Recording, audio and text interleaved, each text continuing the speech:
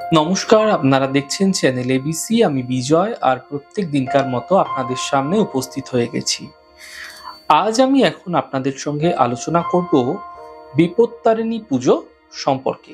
দেখুন, এই বছর অর্থাৎ 1431 সালের অর্থাৎ ইংরাজি বছর 2024 সালে বিপত্তারিণীর পুজো থাকছে 9ই জুলাই অর্থাৎ মঙ্গলবার দিন, যা 24-এ আষাঢ় পড়েছে। তাই কোনো কারণে যদি এই দিন আপনারা বিপত্তারিণীর পুজো করতে পারছেন না, তাহলে তারা আগামী 28-এ আষাঢ় অর্থাৎ 13ই জুলাই শনিবার দিন কিন্তু বিপত্তারিণীর পূজা সম্পন্ন করতে পারবে। এই সময় মঙ্গলবার এবং শনিবার দিন অর্থাৎ রথযাত্রার শুরুর থেকে যেদিনকে উল্টো রথ থাকে তার মাঝখানে যে সপ্তাহটি, ওই সপ্তাহের মধ্যে যেদিনকে মঙ্গল এবং শনিবার পড়ে, এই মঙ্গল এবং শনিবার দিন সূর্যোদয় থেকে সূর্যাস্তের মধ্যে এই পুজো কিন্তু আপনারা সম্পন্ন করতে পারবেন। দেখুন, বিপদ কখনো তো আপনাদের ক্ষেত্রে বলে আসে না। বিপদ এলে মনে হয় যেন মনের মধ্যে একটা দুশ্চিন্তা, মনের মধ্যে একটা নেগেটিভিটি তৈরি হয়ে যায়। এই বিপদের হাত থেকে উদ্ধার পাওয়া যাবে, তাই মনে ভক্তি এবং বিশ্বাস রেখে এই সময় মা বিপত্তারিণীর পুজো করা যেতে পারে। তাহলে বিপদ ধারে কাছে আপনাদের ক্ষেত্রে সহজাতভাবে আসবে না। কে এই মা বিপত্তারিণী, কিভাবে তার পুজো করবেন, তার সমস্ত কিছুই আমি এই এপিসোডে আপনাদের সঙ্গে এখন আলোচনা করার চেষ্টা করব।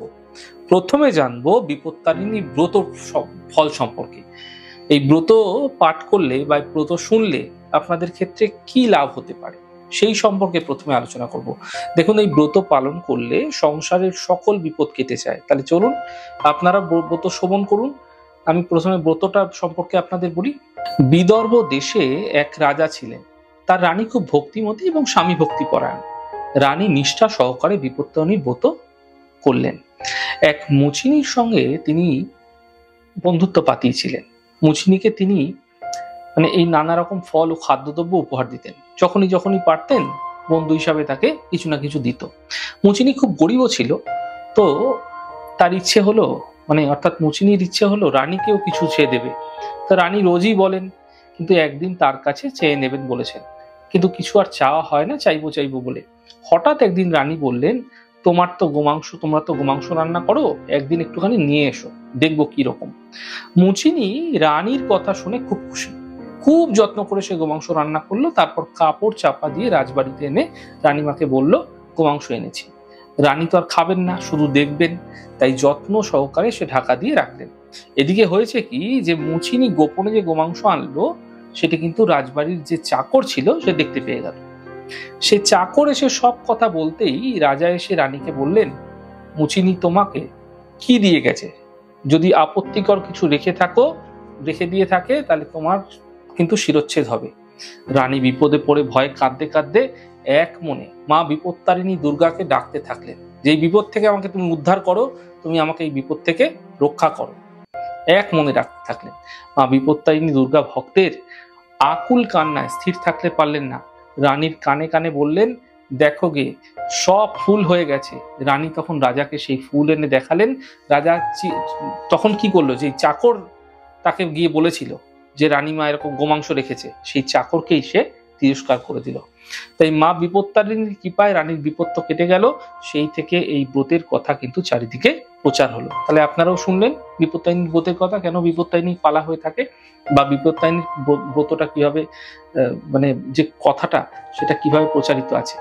এবার আমরা জানবো ব্রতের নিয়ম, কিভাবে ব্রত আপনারা পালন করবেন। দেখুন, আষাঢ় মাসের শুক্লা তৃতীয়া থেকে নবমী তিথির মধ্যে যে কোনো শনি এবং মঙ্গলবার এই ব্রত করতে হয়।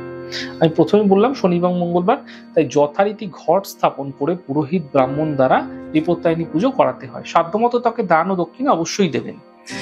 ব্রতের উপকরণ হিসাবে ঘট, আম্রপল্লব, শশীষ ডাব, নৈবেদ্য, 13 রকমের ফুল, 13 রকমের ফল দুভাগে কেটে নিতে পারেন আপনারা। একটি চুবড়িতে 13 রকমের ফল গোটাও দিতে হয়, 13 গাছি লাল সুতো, 13টি দূর্বা এবং 13টি পান, এবং তার সাথে সাথে 13টি সুপুরি অবশ্যই দিতে হয়। এই সমস্ত কিছু দেওয়ার পরে আপনারা কিন্তু বিপত্তারিণীর কাছে যখন পুজো সম্পন্ন হবে, তারপর আপনারা পুজোর সময় আপনারা কিন্তু একটি মন্ত্র অবশ্যই বলবেন। আপনাদের মন্ত্র, এই ছোট্ট মন্ত্রটি বলবেন, ওম হ্রিং জয় দুর্গায় নমঃ, ওম সর্বমঙ্গলে শিবে সর্বার্থ সাধিকে শরণ্যে ত্র্যম্বকে গৌরী নারায়ণী নমস্তুতে। এই মন্ত্র আপনারা অবশ্যই 3 বার বলবেন। যদি আপনারা মন্ত্র উচ্চারণ বলতে আপনাদের সমস্যা হচ্ছে তাহলে মায়ের কাছে প্রার্থনা করুন। যদি মন্ত্র উচ্চারণ সম্ভব না হচ্ছে তাহলে আপনারা দেবী মায়ের কাছে প্রার্থনা জানাবেন, তাতেই হবে। অতিরিক্ত নিয়ম যদি থাকে এই ব্রতের, তা হচ্ছে দেখুন, ব্রত যেদিনকে হয়, ধরুন আপনি মঙ্গলবারের ব্রত রাখলেন, তাহলে মঙ্গলবারের আগের দিন হবিষ্য বা নিরামিষ আহার অবশ্যই করতে হবে। ব্রতের দিন পুজো শেষে ব্রত কথা শুনে সেই আসনে বসেই ফলমূল, মিষ্টান্ন কিংবা লুচি খেয়ে উপবাস ভঙ্গ করতে হয়, এটি নিয়ম।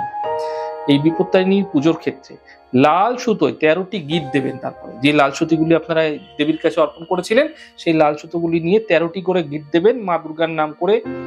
আপনারা 13টি গিট দিয়ে কি করবেন, দুর্বা যে ছেলেরা হচ্ছে তার ডান হাতে আর মেয়েরা হলে বাম হাতে তাকে বাঁধতে বলবেন। পুরোহিতকে ফলমূল এবং যথাসাধ্য দক্ষিণা দিয়ে আপনারা কিন্তু এই পুজো সম্পন্ন করবেন। এই পুজোর সহজ নিয়মাবলী আপনাদের বললাম এবং কি কি পুজোয় লাগে সেগুলিও আপনাদের জানালাম। ব্রতকথা সম্পর্কে আলোচনা করলাম, আমাদের ছোট ছোট আলোচনা।